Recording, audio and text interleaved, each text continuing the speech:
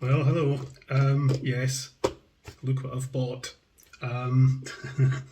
This is the Caledonian Railways Class 812, which is exclusively sold by Rails of Sheffield. When I saw this, I was like, oh no, I really want one of those. It's just perfect for my layout. And I just thought, a brand new locomotive is a lot of money. And normally I buy old locomotives, repair them, and they usually cost me between 20-30 quid or whatever. This 200 quid. I did suggest to my wife that I got this for my birthday.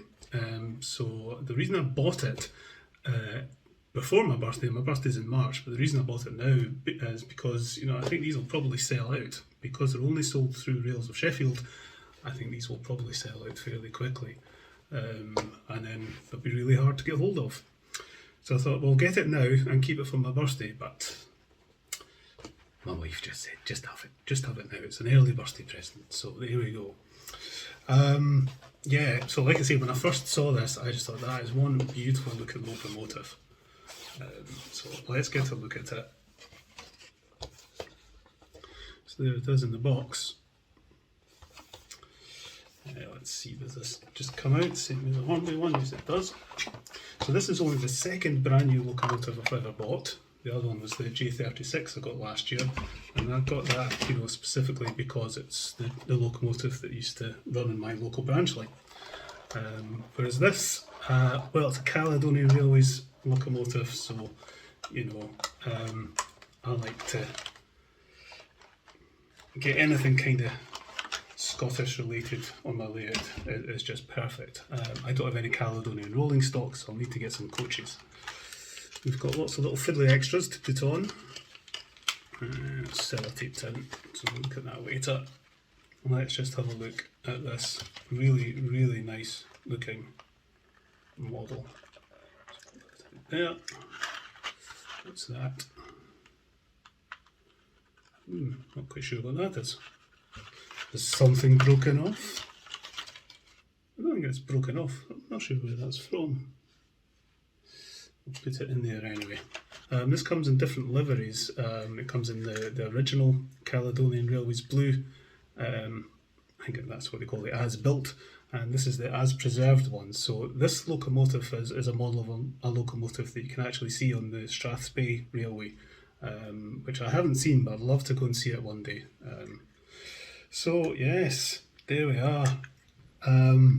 Wow, really nice locomotive. What can I say? So this is my first ever Bachmann model, so that's going to be quite interesting. So just to look on the underside, you can see there's pickups in the tender, and the tender's connected to the locomotive. So I'd imagine the chip, or the mount for the chip, will be in the tender. Maybe not, I don't know. So the little part that was loose when I took it out of the box is the foot plate there. It just fixes onto the locomotive.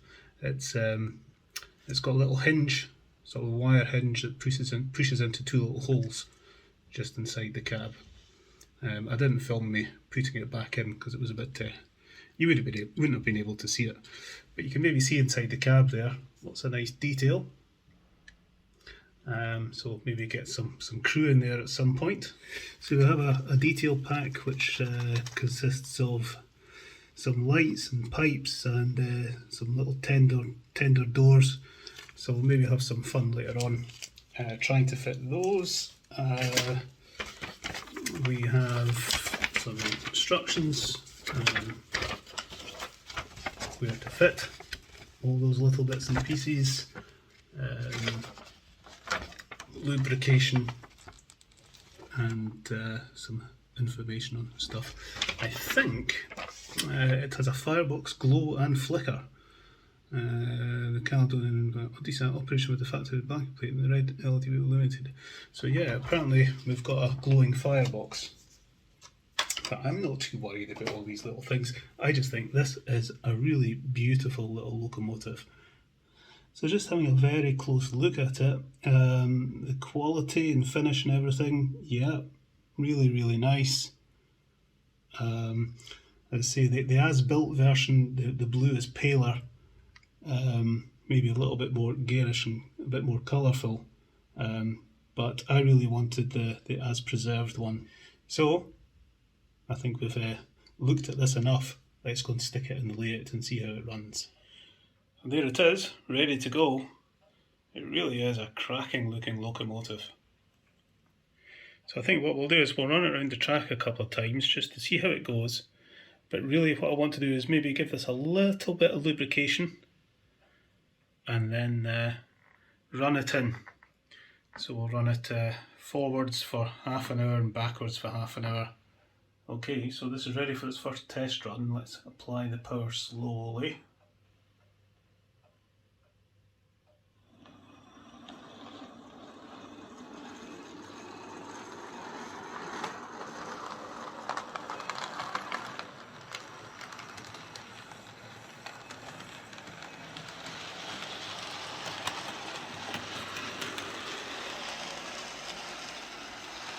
So I'm just running it slowly to begin with.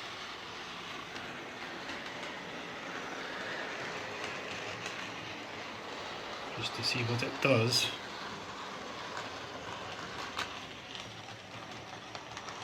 Okay, let's give it a bit more juice.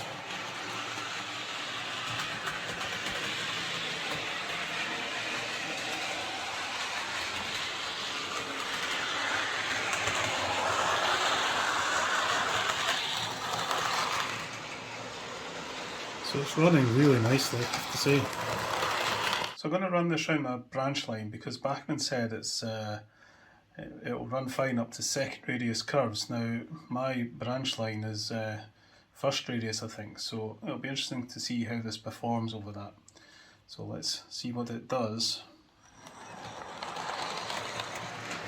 So let's see how it handles this curve.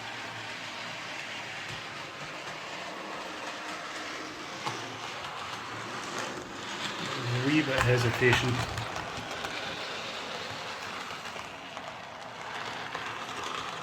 There it got there. And then the second radius curve.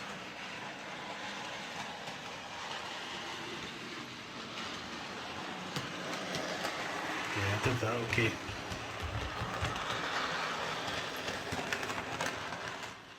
So that seems to run okay. We'll get this to the bench now and see what's inside. So before I get around to sticking on any tiny little bits and pieces, I want to get a look inside this just so I know how to lubricate this, etc. This has brake rods clipped in here, which are probably going to be easy enough to remove, just the same as my J36 tweezers. So I need to get that brake rod out of the way to get into the screw, like that. And then we can get into it. Just two cross-head screws, front and back. Don't have to remove the coupling, which is good. I think this also holds the drawbar in place, this one. There we go. Oh, so the chip is in the locomotive. Oh, right enough, it actually shows that in the instructions, I never noticed. So what's in the tender? Oh, never mind. No flywheel on this motor, that's quite surprises me. My J36 has a similar, I think it's a coreless motor, but it's got a flywheel on it, and this doesn't. Plenty of room for a flywheel, so... Alright, so the gears are probably going to be in here, so I'm probably going to have to remove the chip and this part here to get in to lubricate the thing, if that ever needs it. So I'm not going to do that just now, but at least I know what I'm facing when I come to do it. Alright, so with the locomotive body off, it'll make it easier for me to get some lubrication, because although Bachmann said that this is, lubricated and ready to go, it looks very dry to me. So I'm also going to give the tender a bit of an oil just in the axles. I had to lubricate my J36 tender quite a bit because it was really producing quite a high-pitched sort of squealing sound, which I thought was the pickups initially, but it wasn't. It was the wheels, the axles on the tender. Okay, so that's all lubricated. Let's have a look at this. Now you can see inside the cab better, see? And there's that foot plate that came loose in the post. You can see the hinges up and down. With this off, it's going to be easier to add on some of these little bits and pieces. Now Bachmann does say we supply optional accessories to be fitted by the owner if they wish. Some of the accessories should only be fitted for static display as they may affect coupling and running quality. These parts will be labelled as such below. So that's the tender cab doors left and right for display purposes only. Now that's a bit of a shame, they do look quite nice on. But I'm not going to fit everything, I don't think, because a lot of it you hardly see. And it's just a bit, you know, you're just adding things that are going to get broken. But we'll certainly put the vacuum pipes on. And the little lights, little lamps on the front. Now, Bachmann are saying that a PVA-based adhesive should be used for fixing these parts. PVA does not work well with plastic. I suppose if you want to remove these things, then something like PVA is maybe not a bad idea. So that can fit in there, does it? Yes, that fits in. And then this vacuum pipe is supposed to fit in alongside it. I can see the wee hole, and I can see the wee thing that's supposed to stick in the wee hole, but the said wee thing will not go in the wee hole. Oh, there it is. There it's in. Yay! Well, I don't think that needs glued. And then that sticks in there.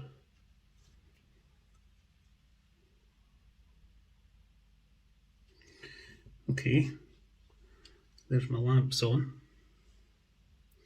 As I say, I'm not convinced PVA is going to be the best glue for that. I think I would rather have used U or something. So that might have to get re-glued because I've got a funny feeling these are just going to fall off. Okay, well that's all I'm adding to the locomotive. What we're adding onto the back of the tender, just ridiculously fiddly. Tiny wee holes, tiny little things, and the little things don't quite fit in the tiny wee holes, and I'm trying not to pull on the wires. Right, it's in. Right, okay. I think that's all we're sticking on. My patience only goes so far. So I'm just going to check I've got no glue on my fingers before I touch the model. Right, pop this on.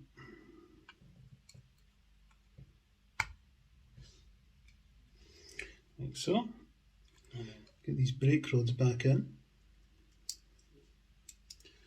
More fiddly stuff. That's it. Oh, for goodness sake, I forgot to put the screws in. Oh, what a complete melon. Right, okay. I need to lift this brake rod out the front again. Aha. There's a front screw and a rear screw, but you would think they'd be the same length, but they're not. The front screw is very, very slightly longer. Right, now we get this back in. Right, okay, so now it's lubricated and all ready to go. What we're going to do is we're going to run it in, so we'll give it about half an hour in one direction, half an hour the other direction in a moderate speed. What that actually does on modern locomotives, I'm not entirely sure, but Bachmann recommend doing it. Hornby don't mention it in their instructions, but Bachmann have recommended running this in, so that's what we're going to do.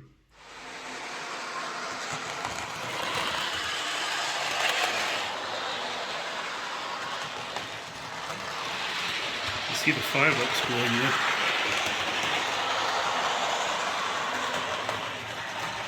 So it's had half an hour in reverse.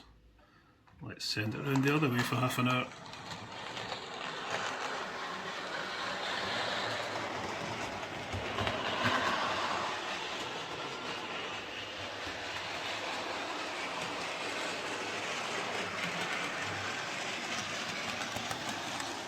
So there is my Bachmann Caledonian Railways Class 812, number 828, in its as preserved livery. That's it fully run in. It's done half an hour backwards, half an hour forwards. It's been lubricated. I've added on the vacuum pipes and the wee lamps at the front. It's a really nice model, really pleased with it. Really nice quality, and as I say, just looks the part. A couple of criticisms. The coal in the tender just looks a bit, it doesn't quite look right. And also the drawbar, it's screwed on underneath the locomotive, which is okay, but it just hooks on underneath the tender. So when you pick the model up, it's got a tendency to become unhooked from the tender, and it's actually quite fiddly to get it hooked back on. So yeah, that's not very good. Comparing it with my J36, it's screwed on underneath the tender and underneath the locomotive, so it doesn't come off. So that's my main criticism of this, is that drawbar linkage. Other than that, fantastic looking model. Is it worth £200? I don't think so. I think somewhere between 120 and 150 at the very most, I think, is what this really should be going for. I guess being sold exclusively through Rails of Sheffield maybe bumps the price up a bit, and there's people like me that are daft enough to pay that kind of money for it. But I saw this and thought, that is just so perfect for my layout. I just have to have one, even though it's way more than I would normally pay for a locomotive. So don't worry, I will be buying old locomotives and doing them up again. Buying new locomotives is not something I ever intend to do very often at all. This is only the second one I've ever bought in my entire life. I bought the J36 last year, just got this one. I can't think of any other locomotive out there that I'd really want to buy brand new. It's only if something special. It really does have to be something special. However, there we go, the Class 812, and I must get up to Strathspey and go and see the real thing. Meantime, catch you later, folks.